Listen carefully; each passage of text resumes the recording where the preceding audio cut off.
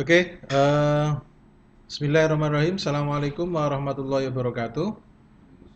Selamat berjumpa lagi dengan saya Yan Surono dalam bahasan fisika. Kali ini kita akan mencoba tentang radiasi gelombang elektromagnetik.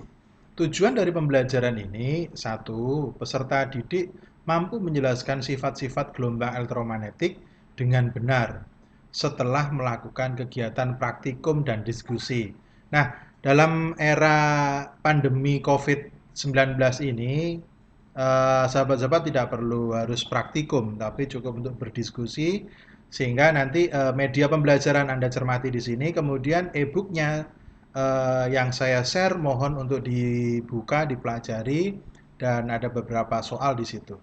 Yang kedua, peserta didik mampu menjelaskan manfaat dan bahaya radiasi gelombang elektromagnetik dengan benar setelah melakukan kegiatan diskusi tersebut. Baiklah, kita awali dari gelombang elektromagnetik. Sahabat semuanya yang saat ini sedang istirahat untuk mendengarkan pembelajaran ini.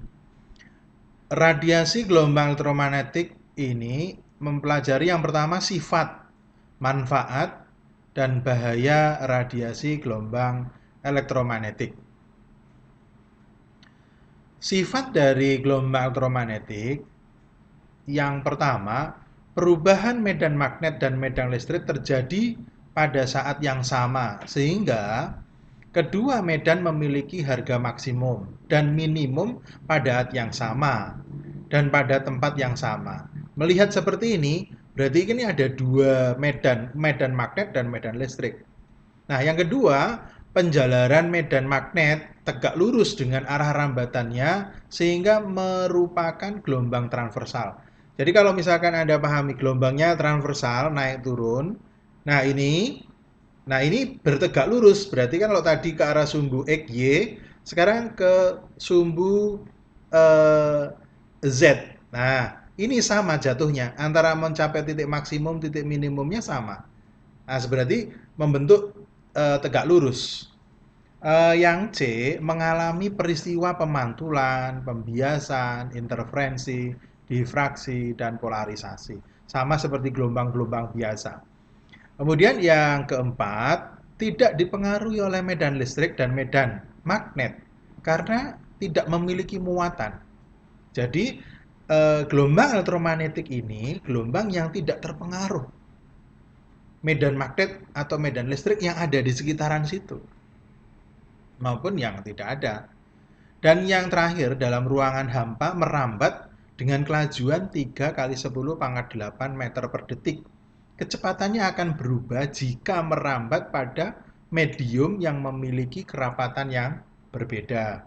Seperti biasanya kalau Anda membahas gelombang cahaya saja, ini juga mengalami pembiasan. Jadi pembiasan itu kan dari indeks bias yang berbeda, dari medium kerapatan yang berbeda. Boleh dari yang rapat menuju ke yang renggang atau sebaliknya. Nah, itu sifat-sifat dari gelombang elektromagnetik. Nah, berikutnya yaitu spektrum gelombang elektromagnetik. Anda cermati, yang pertama dari sisi frekuensinya yang sebelah kiri, yang kedua dari sisi panjang gelombangnya. Nah, urutan yang pertama, spektrum yang pertama yaitu sinar gamma.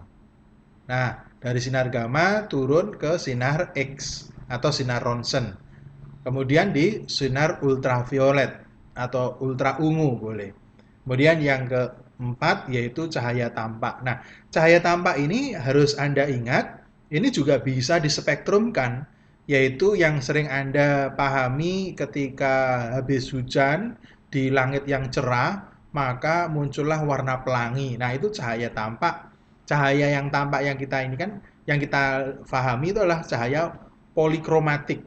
Nah, kemudian terspektrum cahaya tampak menjadi warna-warna monokromatik yang biasanya Anda nyanyikan.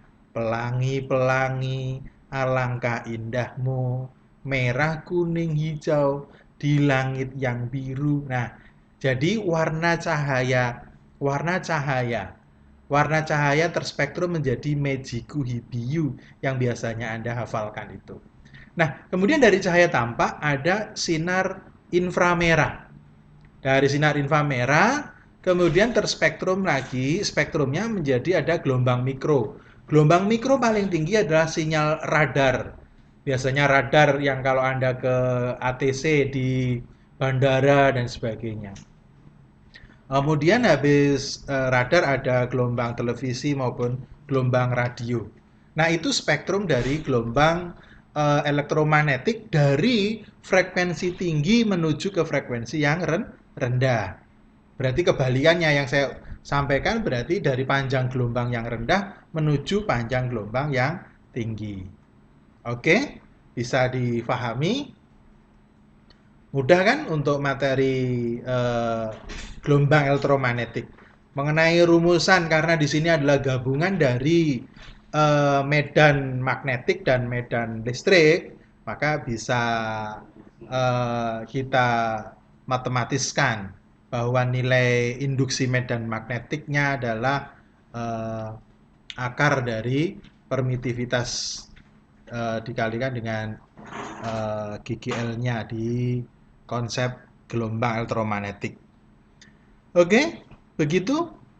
Semoga bermanfaat sebagai pengenalan di gelombang elektromagnetik di awal. Nanti lebih detailnya tentang hitungan secara matematisnya kita akan sampaikan di latihan soal. Terima kasih, tetap semangat. Assalamualaikum warahmatullahi wabarakatuh.